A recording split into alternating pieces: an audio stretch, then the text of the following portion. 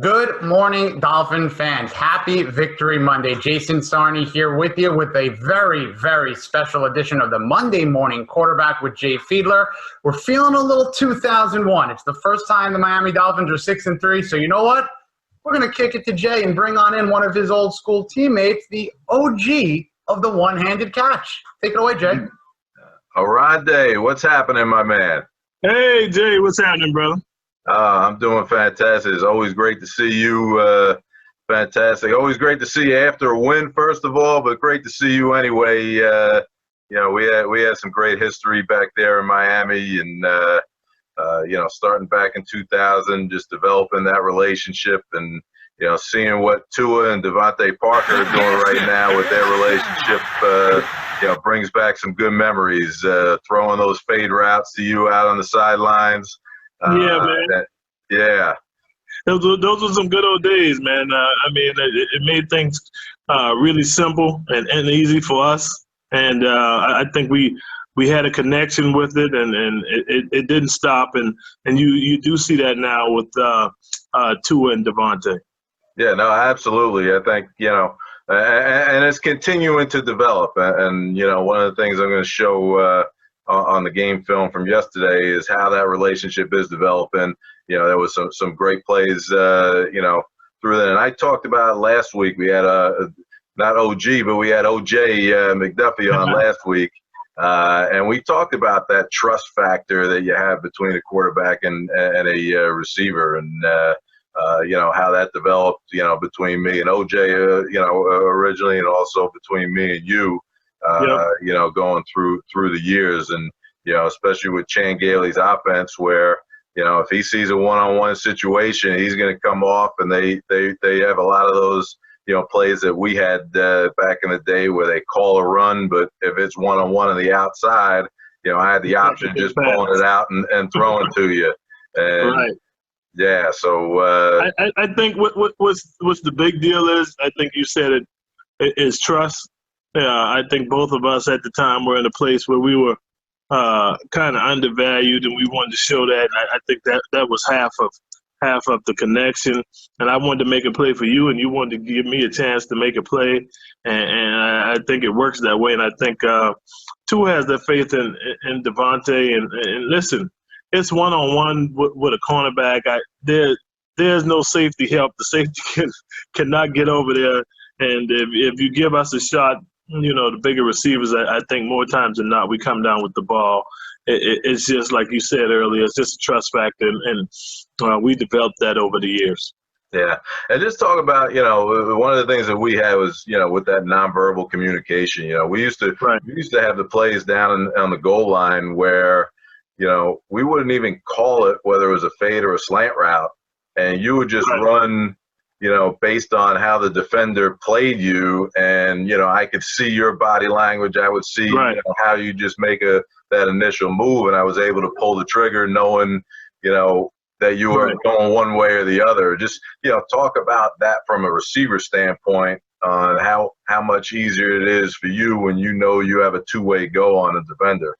Yeah, as you can see, I know we haven't got into the film yet, but just looking at it, you just play off the DB's leverage. If he's usually inside more than not, you're going to try to give a fake slant to drive him more inside, then gives you more room to throw the ball and gives me more room to go up. Yeah, well, let's go through it right here. You're just going to forward right off to just after the snap, and you can see right here. Right. He comes to balance, and the DB hasn't moved yet, so I know with a head, the eyes are very important. You kind of look in there with your eyes. That drives the DB a little bit. But I'm just giving more space for the ball to be thrown. We all know it's going to the back pylon, and the first one who gets the ball wins. And I just, for me personally, I want the ball to be in the air so I can jump to the ball. I don't want to wait for the ball to come. I want the ball to be in the air so I can attack the ball. And I think most of us would like that.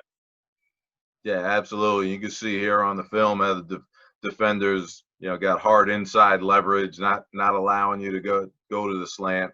and Parker does a real nice job of setting him up and getting up into him, closing that gap first, and then creating the separation. So, a lot of young receivers would just, see that and run straight to the back corner of the end zone. But right, and they just run you out of bounds, man. It's but so annoying. It's so annoying. I teach, I coach football down here in Fort Lauderdale, and it's hard to teach them. Your head is going to drift you on, to the outside. The DB is just going to push you out of bounds, and so it's hard to teach, and it's probably even harder to run. But after a while, you get used to it, and you have to adjust to the ball. I mean, that's basically because you're not going to throw me in harm's way. I know you're going to throw it more to the outside so I can get it.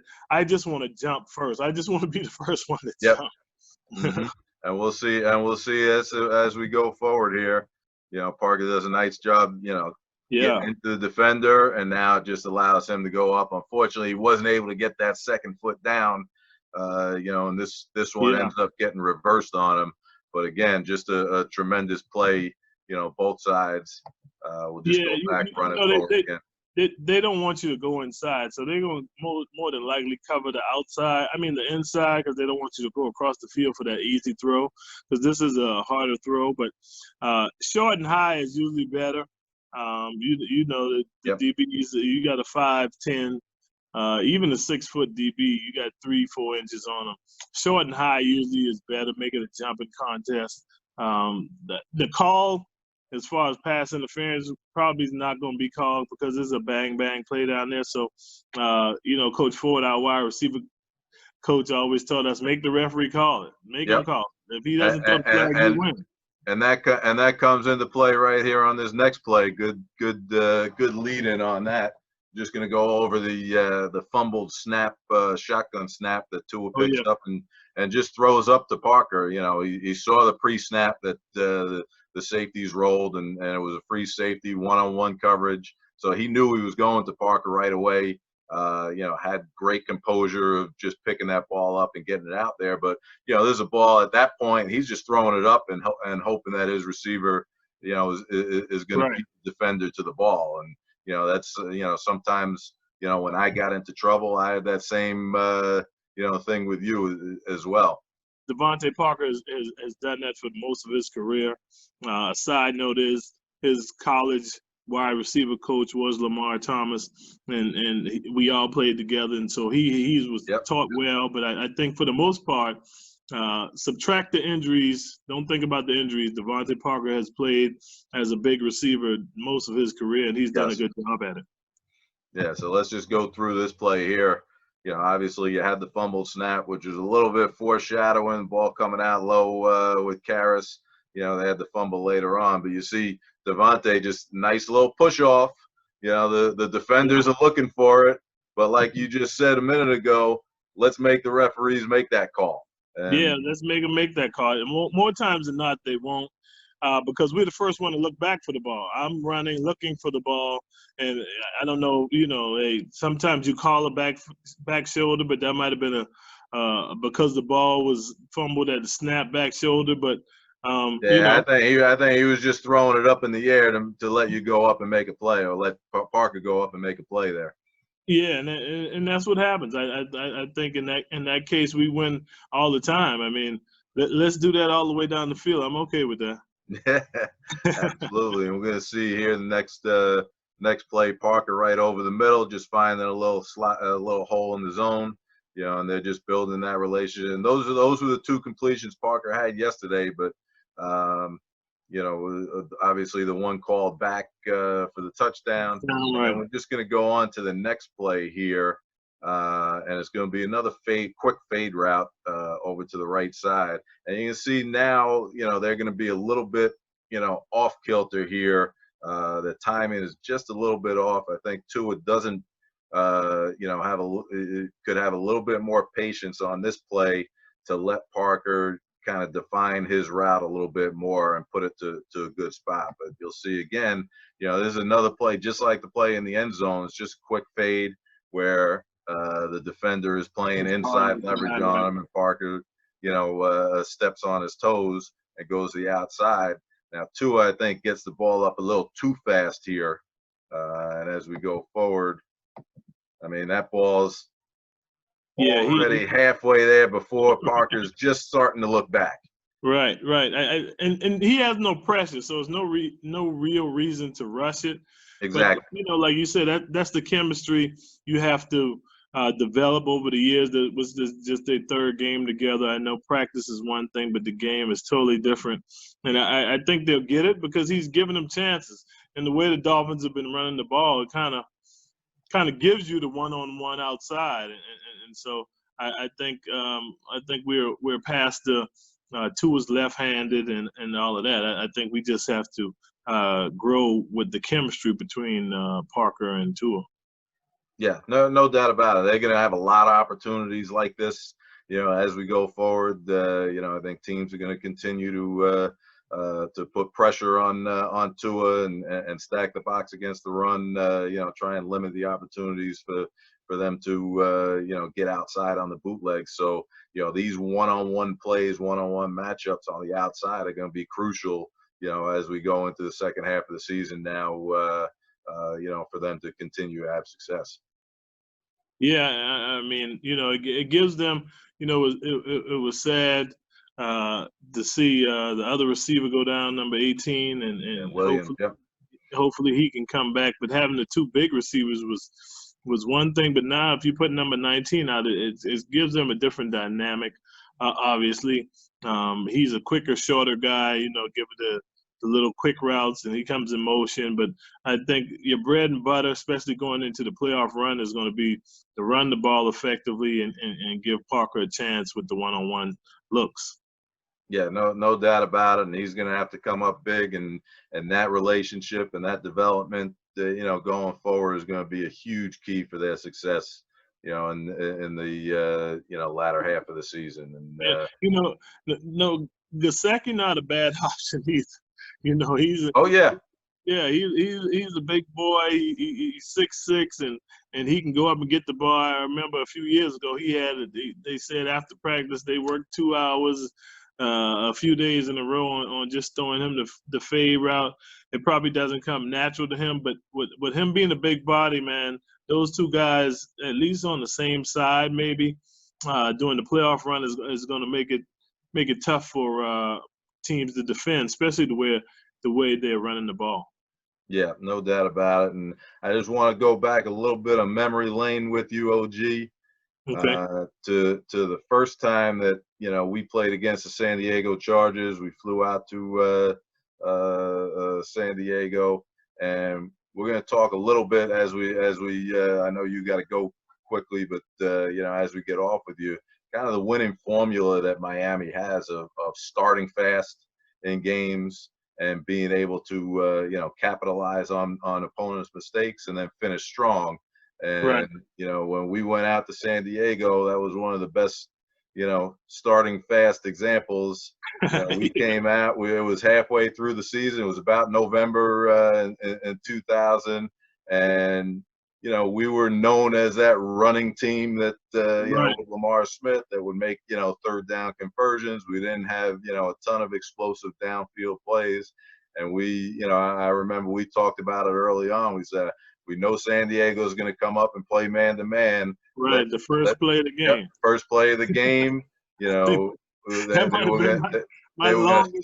going to sit on that 9-stop route, and we said, heck with it. We're going down the field, 60 some odd yards. OG, over the top. We had a big bomb down the right side. Right. And what happened, man? You got caught from behind. Hey! I caught the ball, man. That might have been the longest play of my career, to be quite honest, man. You don't know how much mental. I think people take for granted how much mental preparation goes into having the plays. Like in the NFL, a lot of plays are scripted, but when you hell bent on doing one thing and doing it good, and you and I, we talked about it all weekend. Yep. You go to sleep that night knowing the first play is going to be a bomb, You know what I mean? Like, you don't really get those chances all the time, and you want to do your best. So you go through mentally, even leading up to the game, you try to block it out and talk about other things. But I thought about that play all night. I thought about it all day. What if the DB does this? What if I do this? What if I get a free release? What if I beat him on my release? Do I have to stack them? When do I stack them? All that goes into, and it all happens in a split second. And we came out and did what we said, and it worked. I wish I had scored on it, because I think Lamar Smith ended up getting a touchdown, which kind of sucks. And, but it was, I think, one of the plays. If you ever find that play, you send it to me, because even now, while I'm coaching, receivers never believe I go deep. They're like, "You're always with a slow big guy." So that'd be nice to show every once in a while. All right. Well, we definitely have proof of that somewhere. I'll find it. I might have to go back into my old VHS tapes to track that one down. That's a Monday goal of mine now, Oronde. I will find that footage. There you go, Jason. I really appreciate it, man. Let me know. Even my son doesn't believe. He's like, "Oh, you always feeds." You know what I mean? So I gotta have that to show. Keep in my archives. 100%. Well, OG, always great memories with you, man. It was great having you on. I appreciate you taking the time. I know you got some kids you got to teach right now. Yeah, man, it's tough. Trust me. We teach. I have from class to class. We change class. I teach science to 6th, 7th, and 8th graders, and I got half of them. I might have 7 in class, but 5 online. So it's kind of tough juggling that right now as a teacher, but still always good to talk shop with anybody, especially your quarterback. And thanks for having me on. I appreciate it. Hope I gave some people some insight in what goes into that receiver quarterback chemistry that we built when we were playing. Of course.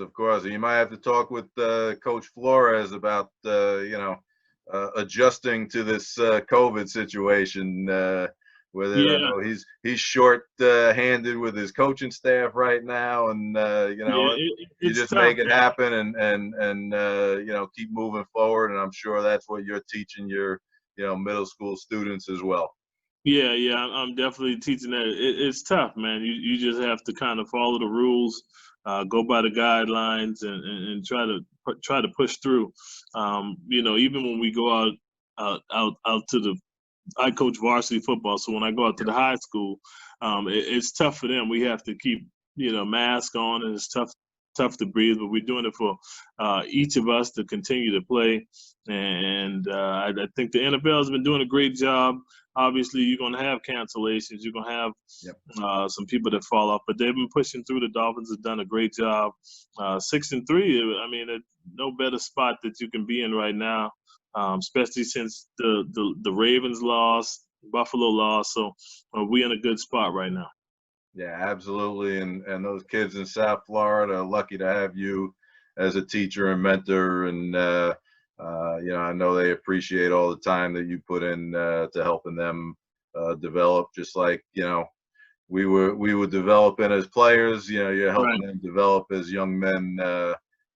And thank you for that, and thank you for coming out and spending time with us this morning. No problem, man. Thanks. Always good to talk to you, Jay. Jason, you let me know, man. You let me know. I'm on it, OG. I'm on it for it, man. Thank you so much for everything that you did. Thanks for having me, guys. Anytime. You got it. All right, Dave. Take care.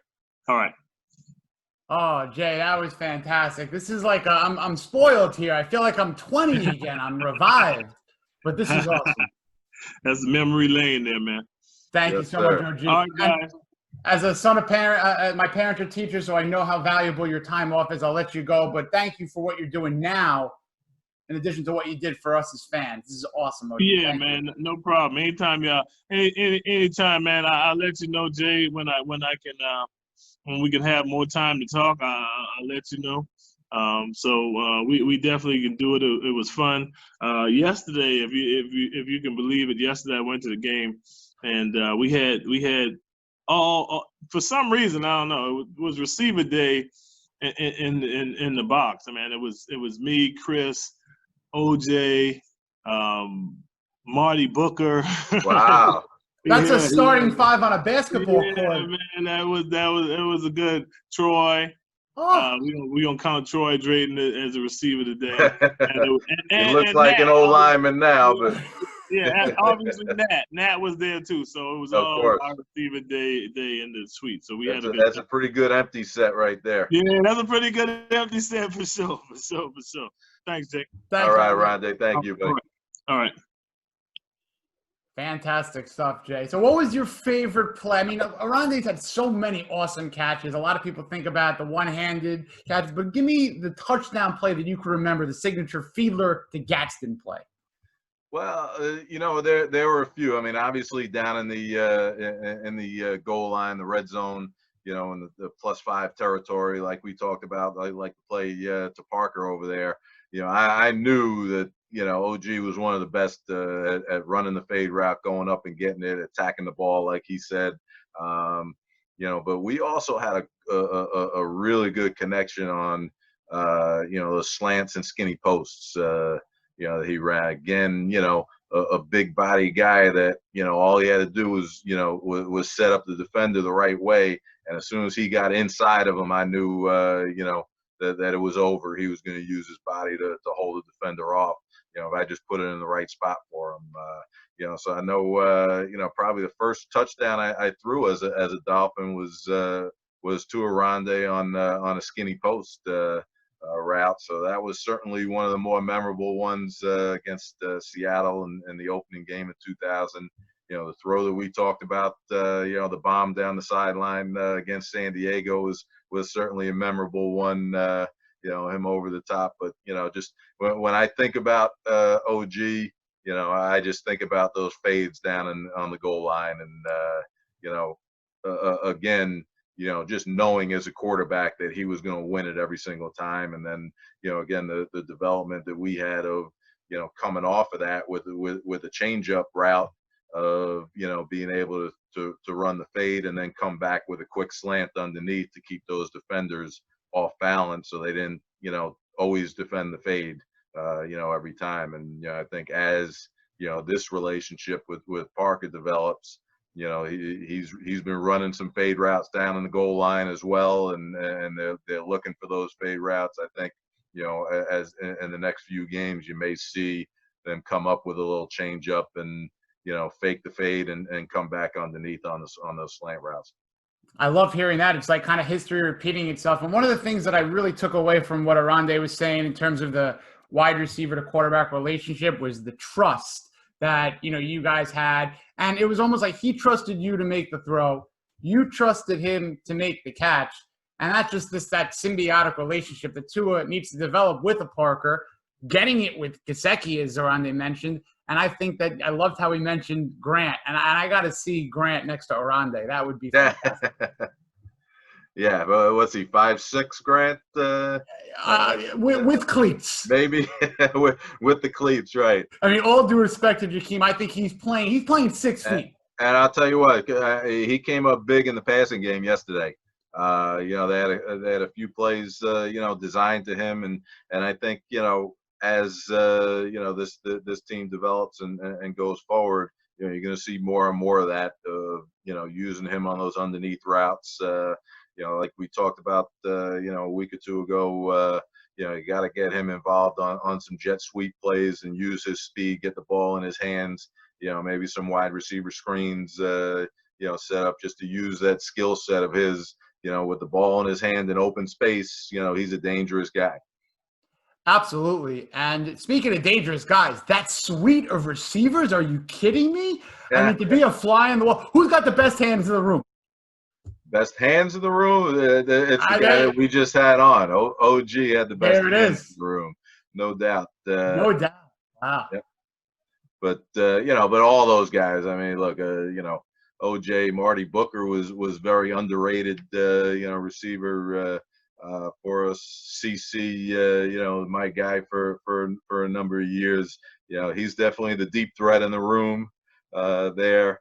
Nat Moore and OJ more the inside possession receivers, and then you need a guy to just go up over a defender and catch the ball at the high spot. That's OG. Love it. And this was great. This was such a good dynamic to have you guys on. And again, I can't say it more. It's 2001. That feeling is just so palpable at 6-3. So we're going to do a lot more of the all 22 later in the week. And I know you mentioned the play, when we were kind of discussing a pre-play that, the all 22 is important to see what quarterback's eyes, to see what the defense is doing. So if there's a little bit of a tease that you could say generally for what we're going to break down later in the week. Actually, I want to show you one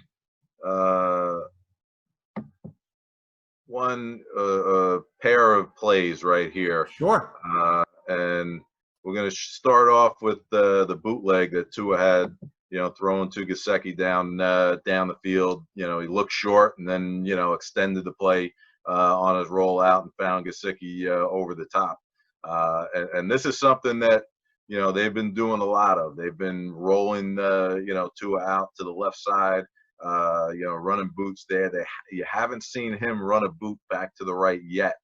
And defenses are going to start keying on that. And, you actually heard Rich Gannon in the broadcast, talk about that. I think after this play, that, the defense is going to have to start, accounting for Tua coming out and rolling out to his left side. So I just want to show you, obviously, this is the first play.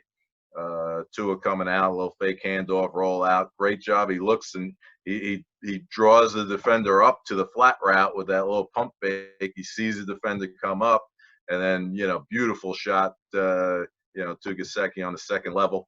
I know it's one of your plays you love seeing. We saw it last week, starting to develop. And once again, here you see Tua come out, and he's got a clean edge now to come out and make this play. And that's what, really sets up, his ability to go down the field to Gesicki on that play. I want to just fast forward a little bit to a run play, where are we? A couple plays later now. This is, Salvon Ahmed, who had a tremendous game, really came out firing. But this is one of those plays that really, allowed him to, have those creases. Now, we talked a couple weeks ago about when they were in the pistol set, and they played a lot in the pistol, into his first start. And, one of the things that I mentioned was their inability in the pistol to create those cutback lanes for the running back. Now, one of the things that they adjusted to on it is, now they're running out of just a straight shotgun. Now this allows, and you'll see what happens here, is Ahmed, starts underneath, makes it look like he's running to the right side, and everyone's blocking to the right. They actually bring the tight end back after he goes in motion right here. Okay, they're going to bring the tight end back to block the edge over here. But I want you to see what happens to the defenders as Tua starts to roll out. We're going to stop it right here. Watch this defender right here who's coming off the edge. He's getting blocked, so, he's actually going to be a block guy anyway. But I want you to watch this defender as well as I move forward. Okay, and I'm actually, and you'll see the lane just opens up for the cutback because everyone's looking for Tua to come out on that bootleg play. So as I go forward, he comes up, he steps outside, and you see a huge play open up for Ahmed to get a nice 18-yard gain. I'm just going to go back to that one more time, and you can see 44 take two steps outside, all right, before he comes back on the play. So now you got two defenders who are both, all right. One defender, all right, comes up, he sets up a block, makes it an easy block off the edge for the tight end to come back and clean that up. And then 44, you can see him, 2 steps, false steps to the outside, and you see a huge hole right in here. Now, a base standard defense, this is the guy who's making this play, okay?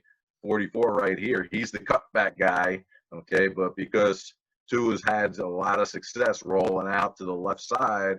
Defense is keyed on that. He does a great job of, continuing, his play fake, and that's what helps to set that up. Coming off the handoff and, coming out hard on a bootleg fake, that holds this defender, and allows that running lane to open up. And, that's going to be a big key, going forward. Number one, they're going to have to keep developing that running game, to help open up, Tua on the bootlegs. The bootlegs are going to, vice versa, help open up those cutback lanes. And I think what you're going to have to start seeing, going forward is, a little bit more versatility into a bootlegging back to the right side, just to keep defenses a little bit more honest in the way that they play. Well, I love this play that you broke down, Jay, because, it's a non-statistical play for Tua, but he grades out very positive because if 44 stays home, you're looking at best a 1 yard or 2 yard gain, maybe even a hit that causes a fumble. I mean, no knock on Ahmed, but this is a linebacker who could lay the wood right away. So fantastic play by Tua, really just doing the right thing.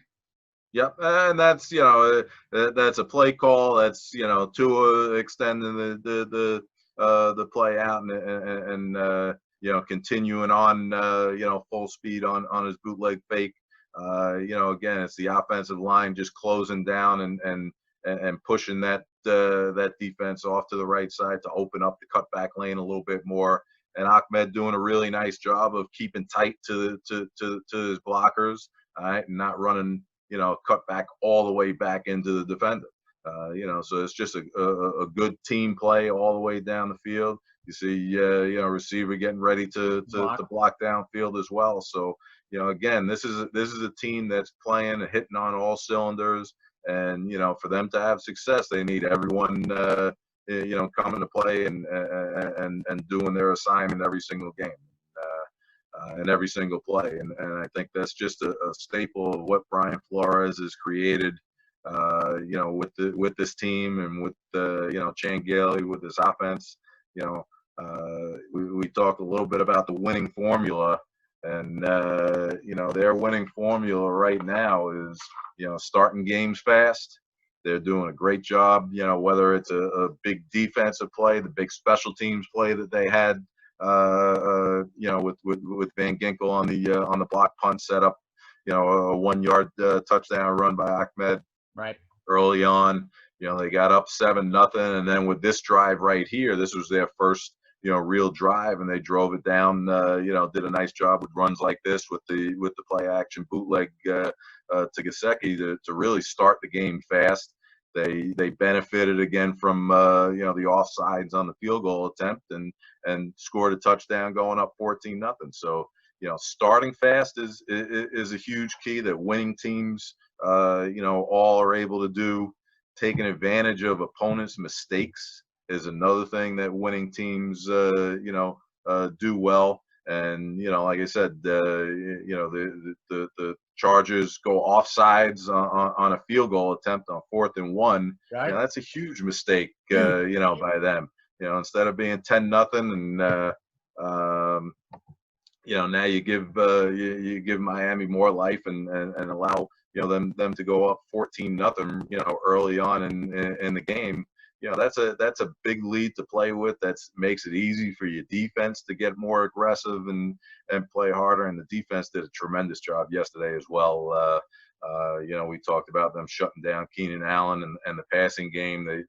They did that. I think Allen had 2 wide receiver screens for much of the game until late in the game he got the touchdown on the crossing route. But prior to that, the only receptions he had were 2 wide receiver screen plays, for short yardage. So they did a great job of a passing game that the Chargers came in with, throwing almost 300 yards a game, and they shut them down to I think under 200.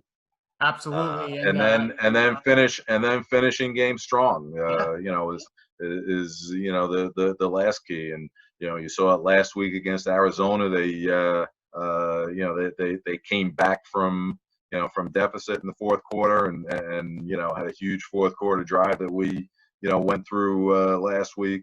And then this week just, playing, the right way of ball control offense, not making any mistakes, not turning the ball over, not giving up big plays, making the other team earn, as much as they can. And they, with I think a 15-point lead, they were able to close out the game the right way. Absolutely. The defense are holding leads. I think they're like 5-0 when they go into a game with a fourth quarter lead, 4-0, whatever the case may be. But Tua spread the ball to 8 different receivers who had at least 1 reception. I don't need to see 400 yards, 4 touchdowns. No picks, clean slate, 3 phases of football. And the one thing, another thing, Oronde said so many great things, but he mentioned Gesicki. And I think that he is such a huge X factor because, and you mentioned it, I love that rollout play. The prettiest play in football to me is the back end zone fade. And when it works to perfection, and he mentioned that he saw Mike practicing after hours, that was a different time than when I happened to have luckily been down there last year at training camp, because that's all I saw after practice was Gesicki working with Ryan Fitzpatrick. And then Rashad Jones, when he was a member of the team, would come in and just tell him how to work off of a jam or walk off the line. This is a guy who wants to learn, and I love the development of Gesicki, and I think we're only seeing the tip of the iceberg there. Yeah, well, no doubt about it. With Parker on the outside, Grant, even again in one-on-one situations on the outside, those 2 guys are starting to become dangerous receivers there. You're going to need someone that, can help control the middle of the field. And, Gesicki's one of those guys, and he's a line attached to the line, but they'll also, put him, spread him out wide, him against a linebacker or a safety on the outside. They like that matchup and they go to that matchup a lot. And, he's kind of like, a big receiver when he gets in the 2-point stance and spreads out, from the line. Absolutely. Chan Gailey once had a guy, Eric Decker, who was basically same body, just was called a wide receiver. And that's who I kind of equate Gesicki to. So, Jay, that was a great show. Would really appreciate hearing you talk to a teammate in Oronde. And I know that when we get to the All-22, a lot more comes out, whether it's positive, negative, but it's all an education. So if there's anything else you want to, lead us out of here with, and I'd like you to enjoy your Victory Monday, Jay. Absolutely. Heck, the Dolphins are 6-3, first time in 19 years that they've been 6-3 at this point in the season. And, looking ahead next week to Denver Broncos, a matchup that, on paper right now looks like, a good high percentage win. But, that Brian Flores is going into this and making sure that, they're not looking ahead. They're not looking ahead down the schedule. They're taking it game by game. They're not taking any team for granted. And, I'm sure they're going to prepare for this one, just as hard as they prepare for any game yet this season. He's not a guy that's going to let 6-3 get to their heads now, and he's going to keep them down to earth and grinding it out day by day, play by play,